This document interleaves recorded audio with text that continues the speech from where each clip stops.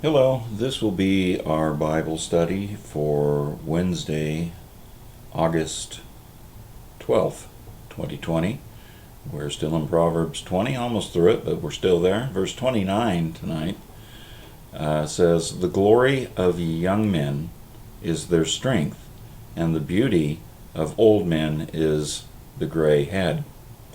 Now, the older I get, the more I appreciate the strength I had as a younger man. But according to this proverb, I'm getting more beautiful every day. Actually, I think it would be a very good idea when looking at this proverb also to consider Proverbs 16:31, which says, "The hoary head is a crown of glory if it be found in the way of righteousness." The hoary head is another way of saying gray hair.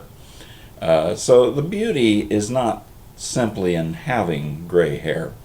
It doesn't take a lot of effort to get those.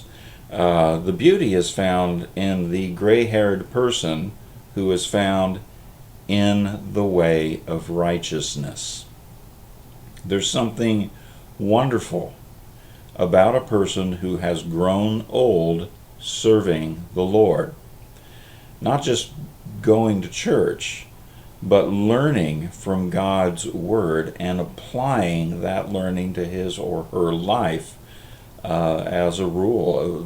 Going through situations where they've had the opportunity to apply what God's Word says and to lean on the strength of the Lord and learn from that. Anyone who grows old while striving to follow the Lord is certain to gain some amount of wisdom. I've heard it said that wisdom is knowing what to do with knowledge. For a believer in Jesus Christ, it's one thing to know what God's Word says, but it's quite another thing to choose to apply God's Word in difficult situations. As time goes on, and we have more and more opportunities to apply God's Word, we cannot help but grow in our appreciation of God's wisdom, and that will make us wiser people. Now, as a man in my late 50s, I can remember what it was like to have more strength and fewer pains. And if the world and I are both around in another couple of decades, I'll probably have an even greater appreciation of youthful strength. Thinking back to my youth, one thing I didn't always appreciate was wisdom in older people. In the past, I've alluded to a statement made by Mark Twain. Well, I looked it up. Here's the exact quote. He said, "When I was a boy of 14, my father was so ignorant I could hardly stand to have the old man around. But when I got to be 21, I was astonished at how much the old man had learned in 7 years." He was looking at his father from a different perspective. And it wasn't, of course, that his father had learned, it was that he had learned. When we are young, we can't always understand where the older generation is coming from because we have no experience with their stage in life. And so sometimes younger people refuse the guidance and wisdom of those who actually have more experience living on this earth, including those who are found in the way of righteousness, who are serving the Lord. I can remember being a teenager and thinking that my parents were hopelessly out of touch with reality. It wasn't until I got older that I began to understand why they sometimes said no to me and why they didn't simply approve of every little idea I came up with and why they didn't just let me do whatever I wanted. There was no way when I was a kid that I could understand and appreciate it because I had never experienced being a parent or even being an adult. Now, let's stop here and look at our verse again. The glory of young men is their strength, and the beauty of old men is the gray head. There is something glorious about the strength of youth, and that's something that older people can appreciate because we once had more of that strength than we have now. But there is also something beautiful about growing older while walking with the Lord. There is an accumulation of experience, of putting the teaching of God's Word into action, and with that comes a greater understanding of just how right God's way is. To younger Christians, I would say this: remember that the older generation of believers has been where you are. They have been young and strong, and though through the years some have lost a good degree of their physical strength, they know what it is to be strong, and they truly appreciate your strength. There are clearly many ways in which a young Christian might be of service to the older generation.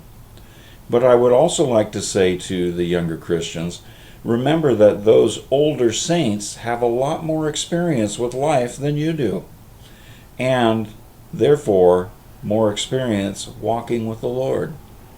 They have experienced trials similar to the ones that you face now. So while the strength of the young can be a benefit to the old, the wisdom of the older generation can also be of great benefit to the younger generation.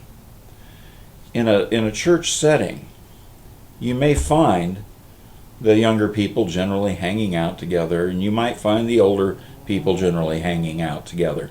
But both younger and older need to remember that we are here to serve the Lord and to serve one another. Think about this. An 80-year-old church member may not be able to help move a grand piano or some other large, heavy object like that, but he might just be the best person to give a struggling young Christian loving, godly advice and encouragement. Why? Because he simply has a lot more life experience, and a good portion of that life has been spent following the Lord. If that's the case, then he knows what it's like to face trials and to trust in the Lord and to get through times of trouble by counting on the strength of God. Young and old, a church family needs to see itself as just that, family. With family, whatever trial comes along, we're all in it together. So be ready and be willing to use your strength, whether it's the physical strength of youth or the strength of wisdom gained through years of learning from the Lord. Be ready and willing to use it to benefit others, and recognize and appreciate the strength that others have. In John 13, Jesus is recorded as telling his disciples this: "A new commandment I give unto you, that you love one another, as I have loved you, that you also love one another.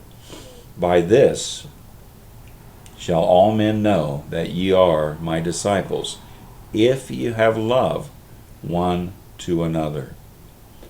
If we count ourselves as disciples of Jesus Christ, we should be ready to prove that by acting in love toward one another. Now, along with that, consider what Paul wrote to the Galatians in Galatians 6:2. He said, "Bear ye one another's burdens, and so fulfill the law of Christ."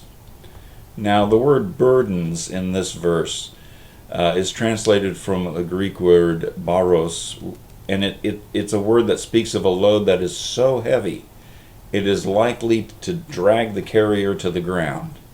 So it speaks of a burden that is just more than anyone can be expected to handle on their own. Let me encourage you to be mindful of when someone else might have such a burden. It might be physical, and if you're young and strong, then you can go and help them out. It may be a burden that weighs on the heart and the mind, and then if you are an older disciple of Christ, use the wisdom you've gained through the years to come alongside that person and help them bear that heaviness. In any such case, when we act accordingly, we glorify God, we show our love for one another, and therefore we demonstrate that we are indeed disciples of Jesus Christ. Thanks for tuning in. Have a great day.